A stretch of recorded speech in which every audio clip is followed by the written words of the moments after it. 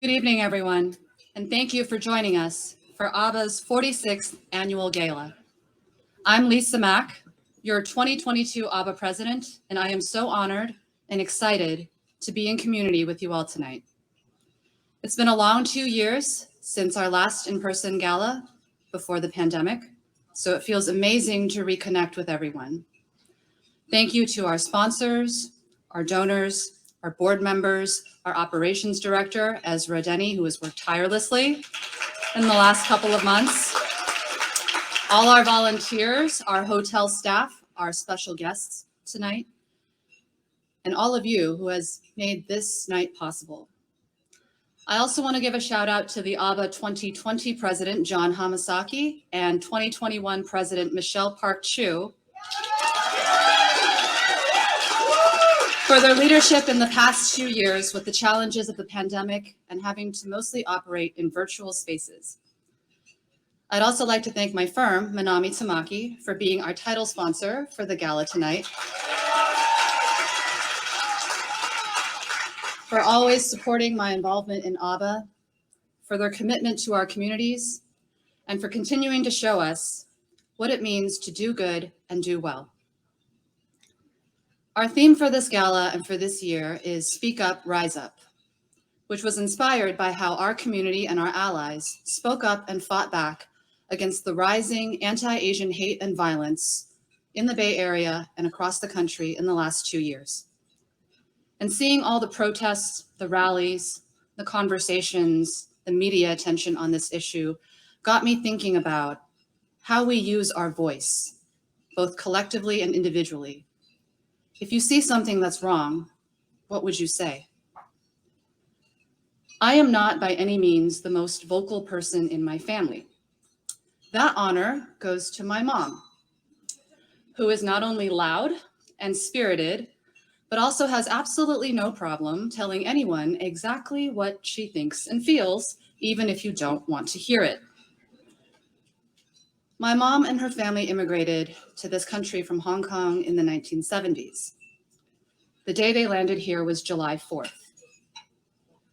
I love the story about part of my family being welcomed here on the anniversary of our nation's birthday.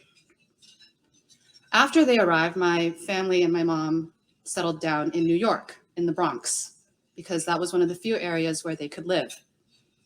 My mom started going to junior high there. She was one of only 3 Asians at school. It was her cousin, and one other girl. Some of the kids at school would follow my mom and her cousin around, asking, "Why are the Chinese here?" Making fun of their accent, taunting them with racial slurs, making faces with exaggerated slanted eyes, and physically bumping into them and shoving them. But one day, my mom and her cousin got tired of this behavior.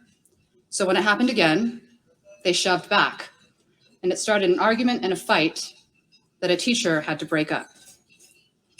When the teacher asked my mom what happened, she simply said, "They make fun of Chinese people.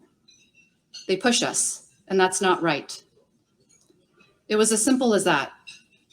Just standing up for herself, standing up for her culture, and just for the right to exist.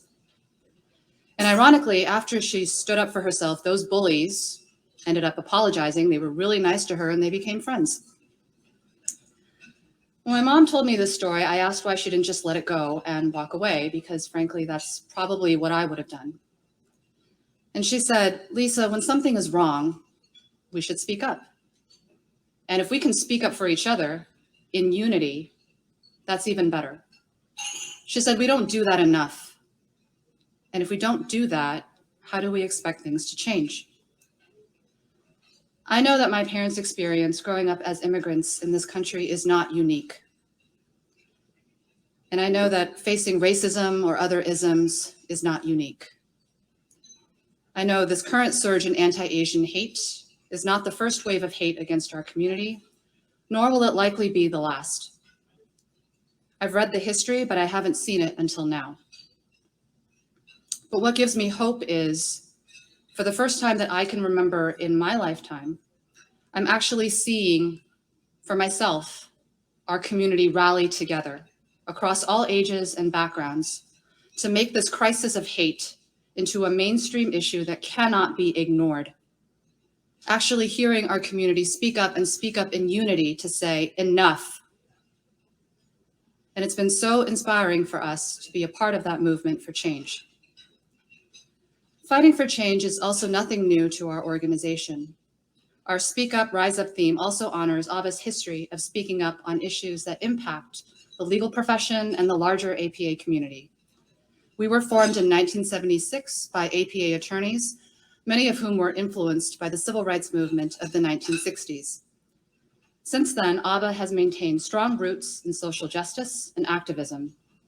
Our members have supported affirmative action policies, rallied together after the murder of Vincent Chin in the 80s, helped to overturn the Korematsu decision, and advocated for increased representation in the judiciary and public office.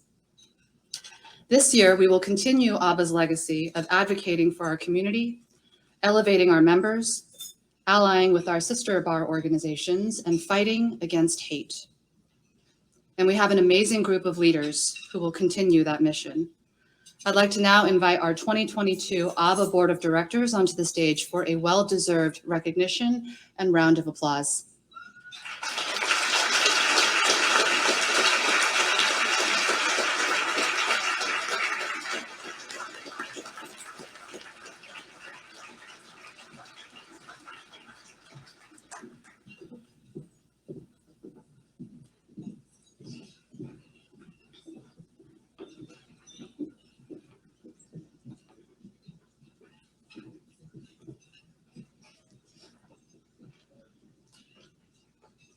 Thank you.